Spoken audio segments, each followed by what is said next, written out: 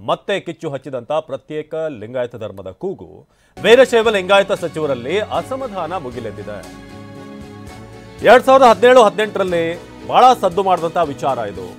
ಅದಾದ ನಂತರ ಈಗ ಮತ್ತೊಮ್ಮೆ ಪ್ರತ್ಯೇಕ ಲಿಂಗಾಯತ ಧರ್ಮದ ಕಹಳೆಯನ್ನ ಒಂದ್ ಕಡೆ ಎಂ ಬಿ ಪಾಟೀಲ್ ಮೊಳಗಿಸಿದ್ದಾರೆ. ವೀರಶೈವ ಮತ್ತು ಲಿಂಗಾಯತ ಒಂದೇ ಅಂತ ಖಂಡ್ರೆ ವಾದ ಮಾಡ್ತಿದ್ದಾರೆ.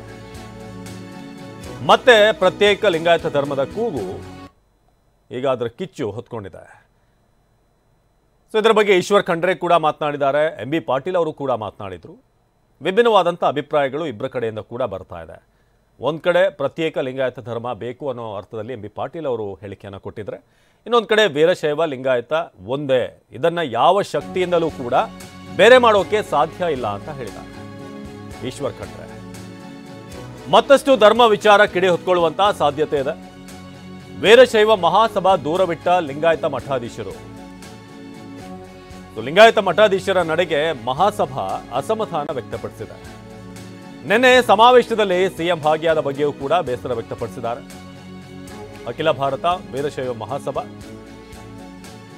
ಹಾಗೆ ಲಿಂಗಾಯತ ಮಠಾಧಿಪತಿಗಳು ಅವರ ಒಕ್ಕೂಟದ ನಡುವೆ ಈಗ ಜಟಾಪಟಿ ನಡೀತಾ ಇದೆ. ಪ್ರತ್ಯೇಕ ಲಿಂಗಾಯತ ಧರ್ಮದ ವಿಚಾರವಾಗಿ ಜಟಾಪಟಿ.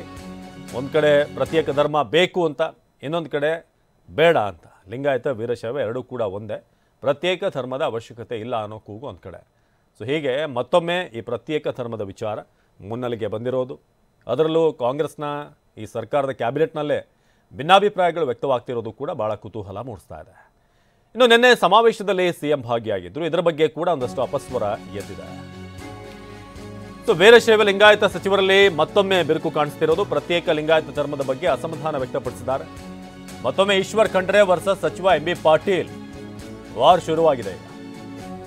ಸೊ ಪ್ರತ್ಯೇಕ ಲಿಂಗಾಯತ ಧರ್ಮ ಬೇಕು ಅಂತ ಹೇಳ್ತಿರುವಂತ ಎಂ ಬಿ ಪಾಟೀಲ್, ವೀರಶೈವರು ಲಿಂಗಾಯತದ ಭಾಗವಷ್ಟೇ ಅಂತ ಎಂ ಬಿ ಪಾಟೀಲ್ ಹೇಳಿದ್ದಾರೆ.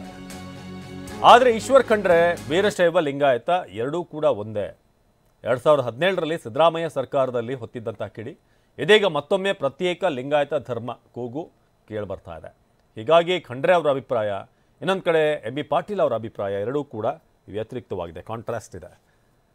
ಸೊ ಎಲ್ಲಿಗೆ ಬಂದು ನಿಲ್ಲುತ್ತಿದ್ದು, ಇದರ ಕನ್ಕ್ಲೂಷನ್ ಏನು ಅನ್ನೋದ್ರ ಬಗ್ಗೆ ಈಗ ಕುತೂಹಲ ಮೂಡಿಸ್ತಾ ಇದೆ. ನಿನ್ನೆ ಆದಂಥ ಕಾರ್ಯಕ್ರಮದಲ್ಲೂ ಕೂಡ ಭಾಳ ದೊಡ್ಡ ಮಟ್ಟದಲ್ಲಿ ಇದರ ಬಗ್ಗೆ ಧ್ವನಿ ಎತ್ತಲಾಯಿತು. ಸೊ ಆದರೆ ಒಂದಷ್ಟು ಸಚಿವರಿಗೆ, ಅದರಲ್ಲೂ ಈಶ್ವರ್ ಖಂಡ್ರೆ ಅವರು ಹೇಳಿದಂಥ ಪ್ರಕಾರ ವೀರಶೈವ ಲಿಂಗಾಯತರನ್ನ ಬೇರೆ ಮಾಡೋಕೆ ಸಾಧ್ಯ ಇಲ್ಲ ಯಾವ ಶಕ್ತಿಯಿಂದಲೂ ಕೂಡ ಅಂತ. ಇನ್ನು ಪ್ರತ್ಯೇಕ ಲಿಂಗಾಯತ ಧರ್ಮಕ್ಕೆ ಎಂ ಬಿ ಪಾಟೀಲ್ ಆಗ್ರಹಿಸಿದ್ದಾರೆ. ಈ ಬಾರಿ ಸಿದ್ದರಾಮಯ್ಯ ತಲೆಗೆ ಕಟ್ಟೋಕೆ ಆಗೋದಿಲ್ಲ. 2017-18ರಲ್ಲಿ ಸಿದ್ದರಾಮಯ್ಯನವರ ತಲೆ ಮೇಲೆ ಕಟ್ಟುವಂತ ಅಥವಾ ಈ ಸಂಪೂರ್ಣ ಹೊಣೆಯನ್ನು ಅವ್ರ ಮೇಲೆ ಹಾಕುವಂತ ಪ್ರಯತ್ನ ಆಯಿತು, ಅವ್ರ ತಲೆ ಕಟ್ಟುವಂತ ಕೆಲಸ ಆಯಿತು. ಆದರೆ ಹಿಂದೆ ಆಟ ಏನು ಆಡಿದ್ರು ಈಗ ಆ ಥರ ಸಾಧ್ಯ ಇಲ್ಲ.